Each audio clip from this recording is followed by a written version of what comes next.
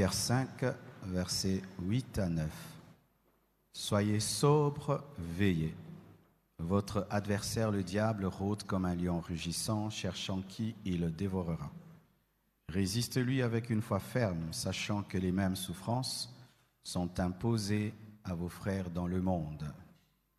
Éphésiens 6, 12 à 13. Car nous n'avons pas à lutter contre la chair et le sang, mais contre les dominations, contre les autorités, contre les princes de ce monde de ténèbres, contre les esprits méchants dans les lieux célestes. C'est pourquoi prenez toutes les armes de Dieu afin de pouvoir résister dans le mauvais jour et tenir ferme après avoir tout surmonté. Malachie 2, verset 16. Car je hais la répudiation ou le divorce, dit l'Éternel, le Dieu d'Israël, et celui qui couvre de violence son vêtement, dit l'Éternel des armées. Prenez donc garde en votre esprit et ne soyez pas infidèles. Prenez place, s'il vous plaît. Il y a très longtemps, j'ai eu une vision d'un démon. On l'appelle un démon cyclope parce qu'il avait un seul œil. Alors c'est un démon qui était comme un phoque, mais qui n'avait qu'un seul œil, un démon cyclope. Et il était tellement noir qu'il se confondait aux ténèbres. C'était totalement impossible de le voir. Mais bizarrement, par la grâce de Dieu, le Seigneur m'avait permis de faire la différence entre lui et les ténèbres. Et je pouvais voir comment il rampait calmement dans les ténèbres et il attaquait les couples. Alors qu'est-ce qu'il faisait, cet esprit, lorsqu'il attaquait les couples? C'est qu'il testait dans le couple lequel était faible. Il n'attaquait pas les deux au même moment, il n'attaquait qu'un seul, le plus faible. Il avait cette capacité de discerner celui qui était faible dans le couple, et lorsqu'il mordait celui qui était faible, il ne s'occupait pas de celui qui était fort, il s'en allait. Et qu'est-ce qui se passait? Celui qui était mordu faisait son travail. Maintenant, celui qui était mordu attaquait celui qui était en bonne santé. Et ces couples se divisaient, et partout où les couples étaient divisés, il y avait des ténèbres. Et je voyais des quartiers entiers, le 3/4 étaient dans les ténèbres parce que c'était des couples malades. Et lorsque ces couples étaient mordus, ils devenaient comme des zombies. Certains étaient ensemble, mais les deux étaient comme des zombies. Et ces couples malades attaquaient les couples en bonne santé. Et le Seigneur m'a dit, c'est ça le travail de Satan en ce temps de la fin. Il y a un démon de divorce qui opère contre les couples et contre les familles et qui attaque les personnes faibles dans le foyer. Lorsque dans le foyer, tu es celui qui ne fait aucun effort, c'est toujours l'autre qui demande pardon. C'est toujours l'autre qui se bat. C'est toujours l'autre qui s'humilie. C'est toujours l'autre qui fait des efforts. C'est toujours l'autre qui vient vers toi. C'est toujours l'autre qui présente des excuses. C'est toujours l'autre qui assume les responsabilités. C'est toujours l'autre qui prie. C'est toujours l'autre qui craint Dieu. C'est toujours l'autre qui va à l'église. C'est toujours l'autre, tu es le faible. Et c'est toi qui seras la porte dans sa vie et tu es la porte dans ton mariage déjà. Alors, lorsque les couples étaient malades, ils tombaient dans la jalousie. La jalousie envers les couples en bonne santé. Et comme des zombies, ils travaillaient à détruire les couples heureux. J'ai suivi dernièrement une émission d'une ministre, je crois, qui s'est donné comme tâche de rébeller les femmes, qui s'est donné comme tâche de faire des femmes insoumises. C'est un plaisir pour elle. Et lorsque tu étudies dans sa vie, elle a échoué dans son mariage, elle a échoué dans sa vie et elle veut que les femmes lui ressemblent. Et de plus en plus dans le monde aujourd'hui, les modèles que les femmes ont, ce sont des femmes mauvaises, des femmes avec un mauvais caractère, mais qui sont devenues aujourd'hui des modèles d'émancipation, entre guillemets. Je ne suis pas contre l'émancipation de la femme, mais je suis contre la mauvaise émancipation de la femme. Et les hommes, aujourd'hui, ont comme modèle des hommes infidèles, des hommes irresponsables, les stars aujourd'hui dont nous parlons. C'est vrai, ils chantent, ils s'habillent bien, et tout. Mais en tant que père de famille, est-ce que ce sont des modèles?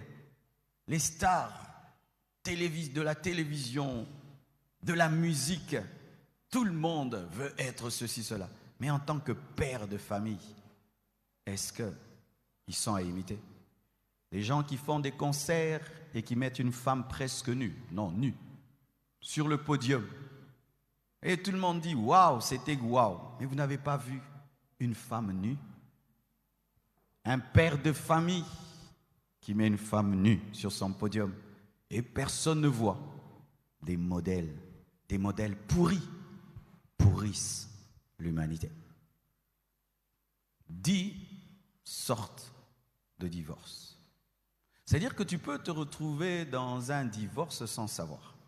C'est vrai que la finalité du divorce, c'est aller devant le juge et puis vous signez et puis chacun va. Mais le divorce commence souvent autrement. Le premier verset que je viens de vous lire, dans 1 Pierre 5, verset 8, la Bible nous dit d'être sobre et de veiller, parce que malgré que nous sommes des chrétiens, nous avons un ennemi, Satan. Mes frères et sœurs, même si nous sommes chrétiens et que le diable a été dépouillé, il demeure un ennemi qu'il faut respecter. Sinon, l'apôtre Pierre n'allait pas le dire. Il rôde autour de ta famille, il rôde autour de ton couple. Frères, sœurs, ce n'est pas seulement une petite fille qui rôde autour de ton mari, il y a pire que ça.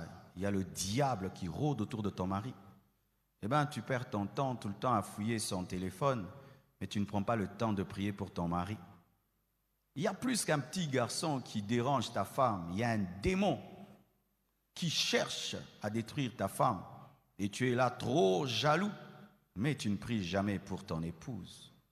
Tu ne pries jamais pour tes enfants, alors que Satan aimerait les détruire, les anéantir. Il y a un esprit qui rôde autour de nos familles, qui rôde autour de nos couples pour détruire, anéantir.